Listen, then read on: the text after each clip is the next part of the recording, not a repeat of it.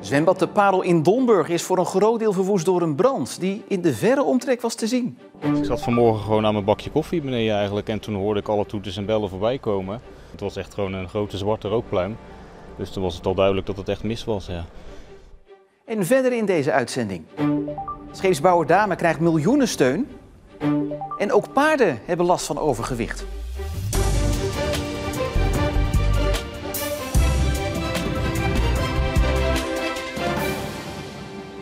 Goedenavond. Bij een grote brand bij zwembad De Parel in Domburg is het saunagedeelte helemaal verwoest.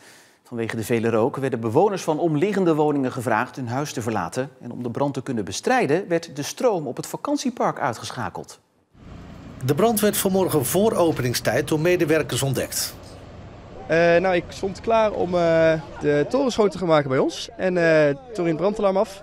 Toen zijn we met z'n allen eigenlijk gaan kijken waar het allemaal was. Ik was in de sauna gaan kijken en daar stond een van de sauna's in de fik. En er kwam allemaal rook uit het dak. Toen hebben we eigenlijk met z'n allen gelijk besloten om de brandweer te bellen en te ontruimen. Daarna ging het snel. De veiligheidsregio schaalde al snel op naar een zeer grote brand. Het zwembad was nog niet geopend, maar er was wel al personeel aanwezig. Maar die zijn vrij snel toen de brand was ontdekt naar buiten gebracht en veilig gebracht. Het zwembad staat op het vakantiepark Hof Domburg. Vakantiegangers op het park hoefden niet te worden geëvacueerd omdat de wind in een gunstige richting stond. En de rook niet over het park, maar over de duinen wegtrok. De brand was tot in de verre omtrek te zien. Ik zat vanmorgen gewoon aan mijn bakje koffie beneden eigenlijk en toen hoorde ik alle toeters en bellen voorbij komen. En toen keek mijn vriendin en ik uit het raam en we zagen meteen al een hoop rook. En die rookontwikkeling die werd steeds erger. Het was echt gewoon een grote zwarte rookpluim.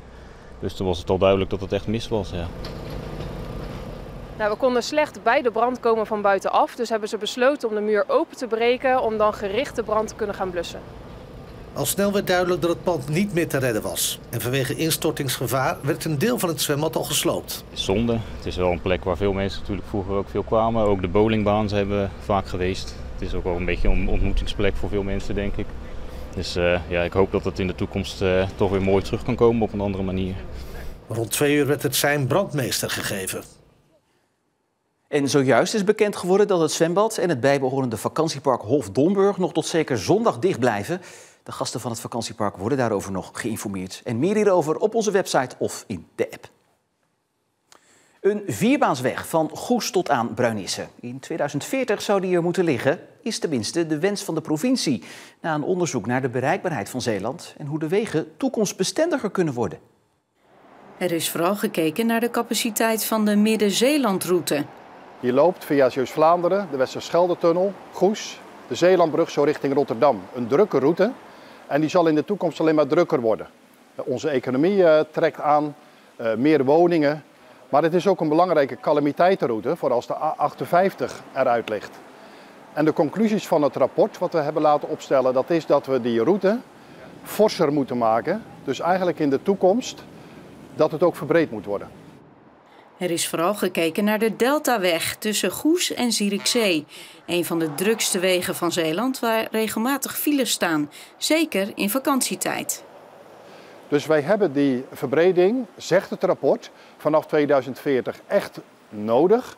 En ik vind dat zelf ook belangrijk. Een goede bereikbaarheid is goed voor de Zeeuwen en voor de bedrijven en voor het toerisme. Geld voor de verbreding is er nog niet. Maar omdat de weg ook deels van het Rijk is, kijken provincie en het Rijk samen naar een oplossing. Daarnaast is dit rapport voor nu nog een visie waar nog aan gesleuteld kan worden. De Tweede Kamer heeft ingestemd met het kabinetsplan om scheepsbouwer Dame met 270 miljoen euro te steunen. Hoewel officieel niet bekend is gemaakt dat de steun voor Dame is bestemd, melden meerdere media dat dit wel het geval is. De scheepsbouwer verkeert in financiële problemen door tegenslagen bij de bouw van fregatten voor de Duitse marine. Met de financiële steun wil het kabinet voorkomen dat Dame omvalt. De werf is belangrijk voor Nederland, omdat het veel schepen voor Defensie bouwt. In vergelijking met een jaar geleden zijn er in het tweede kwartaal meer huizen verkocht in Zeeland. In Zeeuws-Vlaanderen is de stijging het grootst. Daar steeg het aantal verkopen met 30%. In de rest van Zeeland was dat 20%. Ook de verkoopprijs steeg in Zeeuws-Vlaanderen harder. 10% tegen 2% in de rest van de provincie. Hoeveel gewicht kan een paard eigenlijk op zijn rug hebben? Het is een vraag waar veel maneges mee worstelen. Mensen worden steeds langer en ook zwaarder. Maar paarden groeien niet met ons mee. En voor het welzijn van paarden besluiten daarom steeds meer maneges om mensen boven de 95 kilo niet toe te staan om op hun paarden te rijden. Er zijn wel paarden die dat kunnen dragen, maar dan moeten ze zelf ook iets groter zijn. En die zijn er. Die hadden wij ook altijd, maar op dit moment hebben we die niet. Dus dan moet je soms neef kopen. Dan moet je zeggen, ja sorry, maar we hebben voor jouw postuur hebben wij geen paard beschikbaar. Je moet dat wel voorzichtig doen. Zeker als het bijvoorbeeld jonge meiden zijn die hier beginnen met paardrijden. En die wat uit gaan dijen. Ja, dat gebeurt gewoon soms. Ja, dan willen ze wel eens op een pony of op een paard dat eigenlijk dan gewoon niet meer kan. En dan moet je daar als instructie, moet je het daar gewoon over hebben. Van, goh joh, je kan wel rijden, maar je kan helaas niet meer op je lievelingspony. Maar ik denk dat het hele zwaarder worden van de bevolking, dat sowieso een probleem van de toekomst is. Want dat is voor niks goed. Dus ook voor de paarden niet. Ik denk dat er steeds groter deel zal zijn wat dus niet kan paardrijden. Wat voor schade heeft het aan een paard? Wat doet dat met een paard op de lange duur? Dat doet echt iets met gewoon met het lijf. Dus je krijgt een doorgezakte rug, de gewrichten worden te veel belast, je krijgt blessures. Ja, paard is niet happy. Als je goed wil zijn voor je paard, dan hou je je gewicht ook in de gaten. En dan hou je je wel een beetje aan die norm. Je paard gaat ook gewoon echt langer mee. Dus alles wat je eraan kan doen om ze zo oud en zo gezond mogelijk naar de finish te brengen, dat lijkt me goed. En aangeschoven Anke Tannihattu. Ja, Anke, dit is ook niet per held niet waar je meteen aan denkt bij de problematiek rond overgewicht, hè?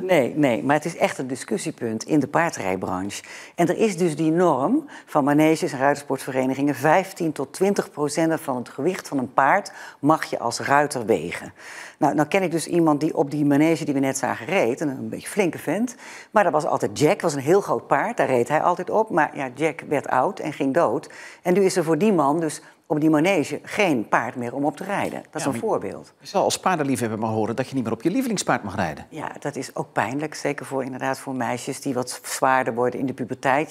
Ja, het beroemde paardenmeisje natuurlijk. Maar ja, er zijn ook meisjes die zeggen van, nou, ik hou dus mijn gewicht in de gaten omdat ik op mijn lievelingspaard wil blijven rijden. Of ik ga zelfs lijnen om te kunnen blijven rijden. Nou, dat heet dus echte liefde, denk ik dan maar. Ja, nu is het natuurlijk sober. Strandritten zijn populair, worden aangeboden aan toeristen.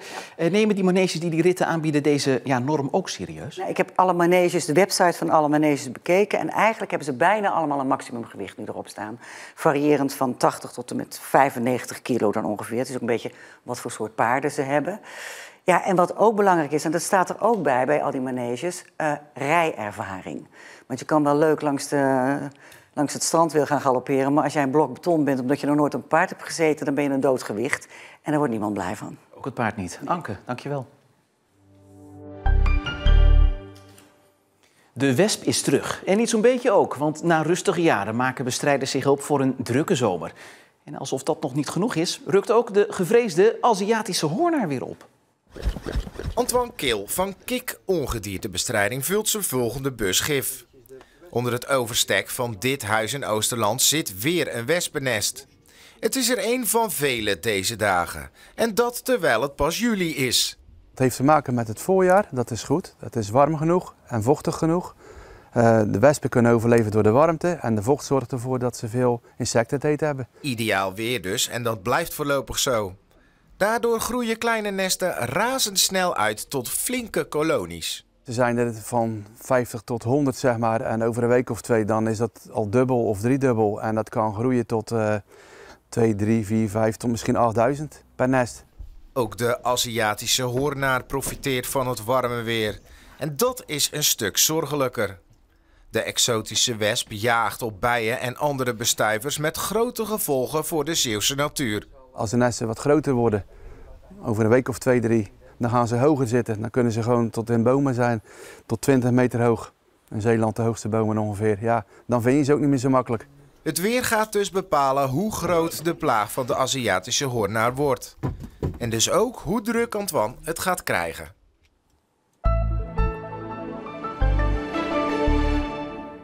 Aan de kust was het fijn vertoeven met temperaturen rond de 23 graden. Verder landinwaarts warmer met maximaal 26 graden. En dat blijft de komende dagen ook zo. Met volop zon, hier en daar een wolkje en temperaturen rond de 25 graden dus. Zondag is er weer voor het eerst kans op een buitje. En tot zover deze Zeeland Nu voor vandaag. Die we begonnen met de brand in het zwembad in Domburg. En de laatste ontwikkelingen, onder meer over de tijdelijke sluiting van het vakantiepark, vind je uiteraard bij ons online.